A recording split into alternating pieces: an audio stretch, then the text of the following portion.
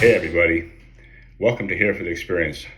I'm your host, Michael Dreiling, and we're kicking off our series, Finding Your Grit. We're excited to bring some people in and let them share their stories about their life and their experiences. I think it's going to surprise a lot of people just how gritty some of these people can be. And I think you're going to find it entertaining and valuable. So today it's just going to be myself kind of introducing the topic, the subject matter, and kind of a little bit about my background as it pertains to grit and finding that substance that kind of gives us an extra push to get through difficult situations.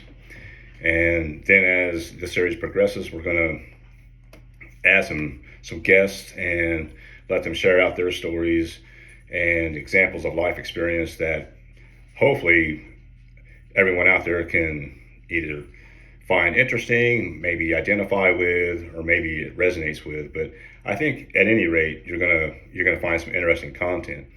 So I'll just begin with my background and kind of my take on finding your grit.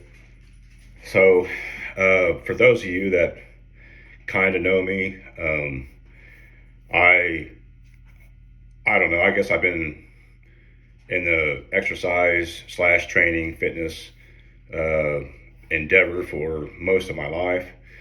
Always pushing myself, looking for new ways to challenge myself, but always in a positive way, to get positive outcome. But I think early on in my journey, before I even had a clue as to what grit was, I had the good fortune to come across a gentleman by the name of Tony Farnan, who is to this day a really, really great friend. Uh, I'll try to condense the story a little bit because there was a lot to it, but just to make it to kind of touch on the highlights, I guess.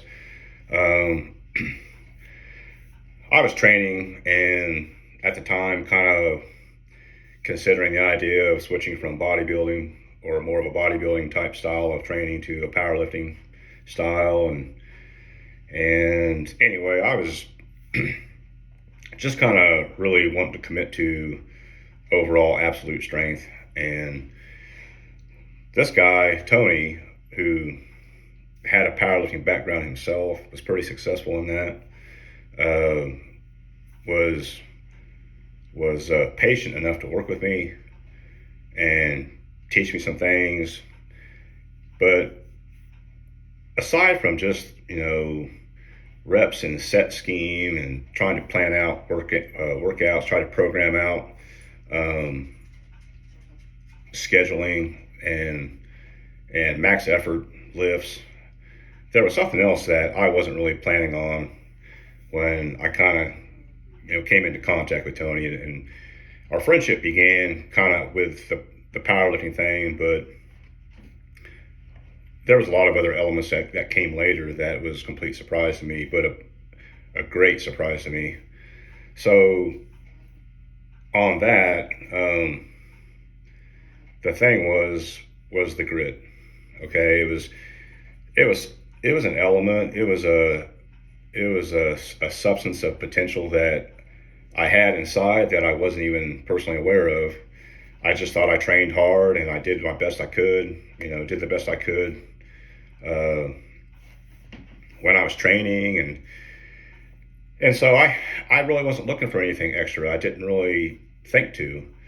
And when I started training with Tony, he actually took me to my absolute limits and beyond. And so it forced me to look beyond what I was already working with. And the value in that was, it was almost like an overdrive, like an extra gear that I didn't know I had. And when he pointed it out to me, man, it was like a light that went off. At this particular time, it was specifically driven and towards powerlifting, towards my goals. And that was huge to me. I mean, I like that because it allowed me to make progress in and the pursuit that I was, really invested in. But, and as time went on, that was just one aspect of it. It actually brought a whole lot more value to me in my life as I got older, because it wasn't it wasn't just limited to fitness, powerlifting, exercise, although that's where I use it a lot of the times. Uh, just life in general, man. Because people out there face difficult situations, myself included, and sometimes we just don't know how we're going to get through something. And I know our situations, our troubles, the things we go through is all relative. What might be difficult for someone else to go through might be somewhat easy for someone else. I get that, but at the time, living in the moment, whatever's difficult for you is just difficult, regardless of how someone else might handle it. And it's up to each and every one of us to look inside of us, dig down deep and get that extra to help get us through to that other side. It's not easy. Obviously, it helps when you have support, people pushing you and supporting you. But sometimes we don't even have that, and so you got to go looking for it yourself. So I have to give Tony a lot of credit, because I don't know that I would have found it, or definitely wouldn't have found it at that point in my life. And it has been a useful tool ever since. Powerlifting itself was brutal. It was training like I had never ever experienced. I don't want to sit here and say, well, it's the toughest, out of everything. I don't know. I think, whatever a person's discipline is, whether it's CrossFit, whether it's marathon running, whether it's powerlifting, body, whatever. At some point, it gets down to the individual. It gets down to what they personally put themselves through. I think all those other things are just avenues through which we challenge ourselves, or people challenge themselves. But I have to tell you, I have never hurt like I did when I was training that way. My joints hurt. My body ached. My my body was constantly in a state of soreness. When my body would recover and heal, if my legs weren't sore, that meant it was time to train them. It's leg day now because my legs aren't sore. Same thing with my back or my chest or my arms. So anyway, it was a good overall experience, because I felt like, although I was really ego driven in the beginning with powerlifting, the value that it ended up giving me was that, man, if I can do this to myself voluntarily and get through it and find that extra substance that I need to at least be somewhat successful, and by successful I mean making progress. Doesn't mean that I was the best at it or whatever. It just means that I was continually making progress, which is a degree of success. But I was succeeding in that endeavor, and it started out kind of ego driven, something to pursue, chasing big numbers. But really, it kind of became a metaphor for life for me, because at some point a switch kind of flipped, and I realized, well, if I can be harder on myself and train this way, then I'll be ready for just about anything else in life. Anything else that comes my way. If I can, put myself through these things voluntarily, then, I'll be ready. And that was kind of a perspective that I had for a long time, and still have to this day. It doesn't mean that I don't go through challenges. It doesn't mean that things are easy by any means. It just means that I have, I think as some call it, a stack of undeniable proof of accomplishments that tell me who I am and what I'm made of. And what I mean by that is I have done this so many times over and over and over that it's part of who I am now.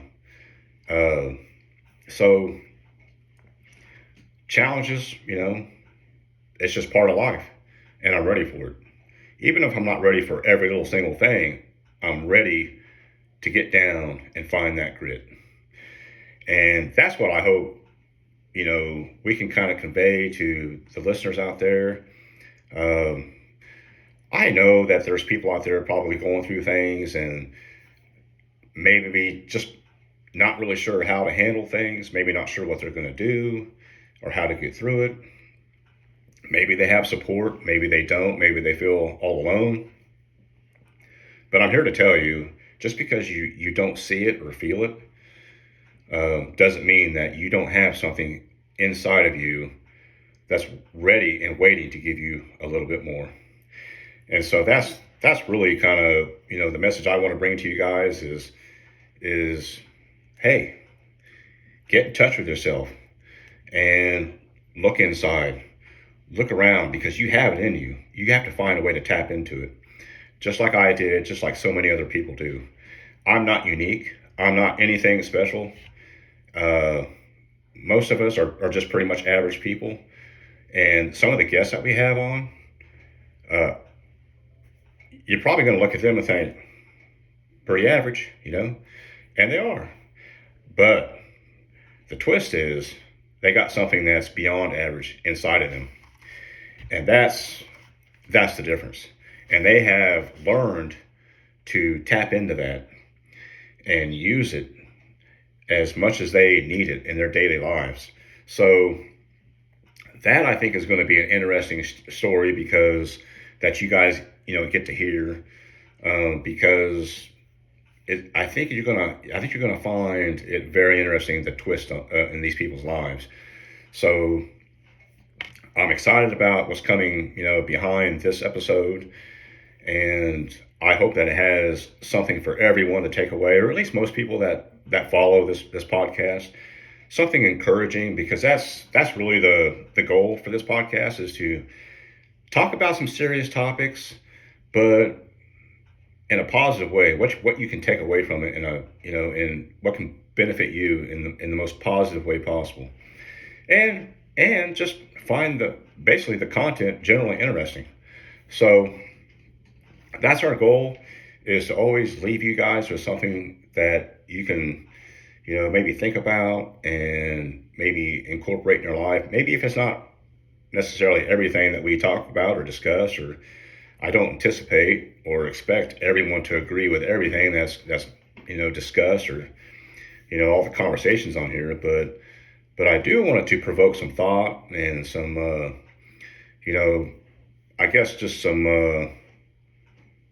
kind of effect that people can find is positive.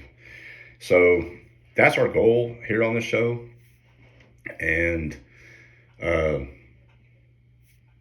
with that, I would just say we're going to jump into that series. For me personally, I actually look for challenges now.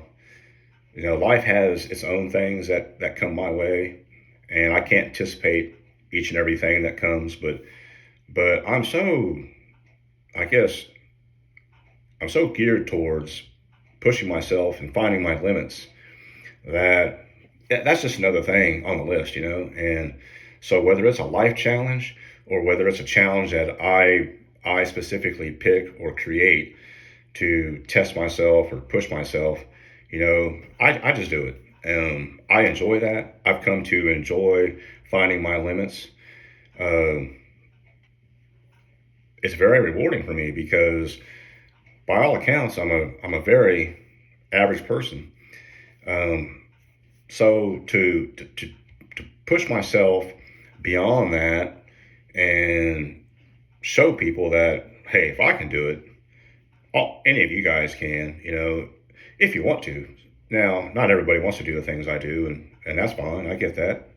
Not everyone has the same interest, and it doesn't always have to be fitness related. It's just that happens to be one of the avenues that I use because I'm very familiar with it. I find that I can push myself Even at my age, push myself further than I could when I was younger. And I didn't have the same mentality. It's kind of an interesting twist. As I've gotten older, my physical abilities have diminished, but my mental abilities have increased. So I've actually learned to get more out of my body with less. Um, that's been a journey that's it hasn't been without pain or discomfort for sure. Uh, my chiropractor, when I go see him once in a while, he's like, despite your best efforts to tear your body apart, I think I'm making progress. And I guess I'm not intentionally trying to do that, but I do incur some wear and tear. I do incur, some injuries or close calls at times. And I don't look at myself as being reckless, but I got to scratch that itch. I got to know, where my limits are. And life. I don't know. For me, I just don't like playing it safe. That doesn't mean I don't like using, common sense and caution, but I don't know. I want to stay in the game, and staying in the game isn't always safe. So I just like to get out into the life, mix it up, see what I can do, and whether it's a mental challenge, a physical challenge, whatever it is. But everybody out there that's listening to this, fitness might not be your thing, and that's fine. But I would encourage you to find that grit, look for it, use it to build your discipline, because discipline can be applied in so many other aspects of your life. It's a tool that, man, I can't even really emphasize how valuable it is. And it I guess I really can't say enough about it. But discipline to me is a huge part of my life. I've heard people say, including Joe Rogan, and I agree with it, but I don't think it's explained very well. So I've heard him on his show say that discipline is freedom, and then he goes on to talk about discipline. But I think there's something missing there, because that doesn't really make sense to me. I think discipline brings you a certain amount of freedom, but being a slave to discipline, I mean, like discipline itself, it means you're obligated to doing something. It kind of makes you a slave to the things that have to be done. Like, it takes away your choices of doing things, because that's the point. You're using discipline to create habits where you don't have to even think about doing what needs to be done, and you just do it. Well, that's not freedom to me.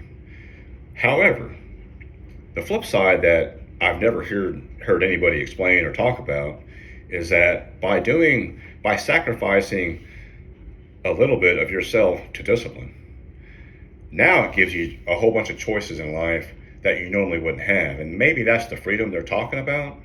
I'm guessing that it is. It's just they don't really say it that way. But I know that if you don't have discipline, any bit of it or form of it, life will dictate to you what's going to happen. And so I think that's what they mean by, it gives you freedom. But when you're building discipline and using it in your life, you're serving it because it serves you. And so there's a part of you that it's not free. It costs a big part of your life. It costs commitment, effort, dedication. So anyway, not to split hairs, but I just kind of wanted to point that out, because I never hear people explain that very well, or even at all. But it is a sacrifice, because you're doing things you don't want to do, but are necessary, or at least on their priority list, should be done above other things. So when they can get their mind wrapped around that look, okay, this is some stuff I don't want to do, or these are some things I don't really like doing, but are necessary or beneficial. If a person can wrap their mind around that, do those things, do them long enough to where they're habit forming, to where it becomes habit. Because here's another thing, and I don't know who I heard say, talk about this, but it was someone. But when we're under stress, we will revert back to our habits. So if we're trying new things or whatever, and we get kind of out of sorts, or our schedule gets wonky, or something comes up, what do? We drop the stuff that we're trying, and we revert back to the habits that were of our lifestyle. So it is good to pick habits that are beneficial to us, that serve us, that ultimately are going to provide, a good outcome, good results. Those are the things that we want to, make habit forming in our life. And then when something comes up or something stressful, pops up, or a distraction, guess what? It doesn't matter. You're still going to do what needs to be done. And so that's the real value and benefit of it. I don't want to harp on discipline too much, but I just can't overstate the value of it. And so discipline for me has allowed me to I guess it's allowed me to do the things that need to be done, and then allow me to enjoy life in a way that I probably wouldn't be able to, or wouldn't have thought to be able to do, had I not incorporated those concepts or those principles of discipline in my life. And again, I have to credit Tony Farnham for that, because that was another thing that was eye-opening for me, was just how important discipline was. And so, I'll always, forever be grateful to him for that. That guy is rock solid when it comes to discipline, to the principles of discipline. I can't even point out a better example. But all the people that are successful in life that I can think of have exercised discipline in a way that is probably might even seem extreme to some people, but it's not really extreme. It's just not as common. So it might look kind of extreme to the average person, but it's really just about sacrificing the present for something better a little bit further down the road. That's really all it is. It doesn't have to be some big, intellectual concept that's hard to wrap our mind around. It's just, look, delay instant gratification right now, and you'll get something better, a little bit down the road. And that's all it is. So the key is, what's down the road has to be of more value than what you're giving up now. And that's it. If it's not, then don't sacrifice this, or pick a new goal, or pick a new, some kind of new achievement to strive for, or something. That's all it is. But the formula is the same. Giving something up now that's of lesser value for something of greater value later. And that's it. There's nothing really left to be said about that. So anyway, I want you guys to tune in next week and listen to who we're going to have on. I think I'm going to bring Tony in here, and he's going to talk about his thoughts on the subject matter, and what it's done for him, and probably how he discovered that in his life. And I think you're going to find it really, really interesting. This guy has an amazing background, so I want you guys to tune in and check it out. Thanks.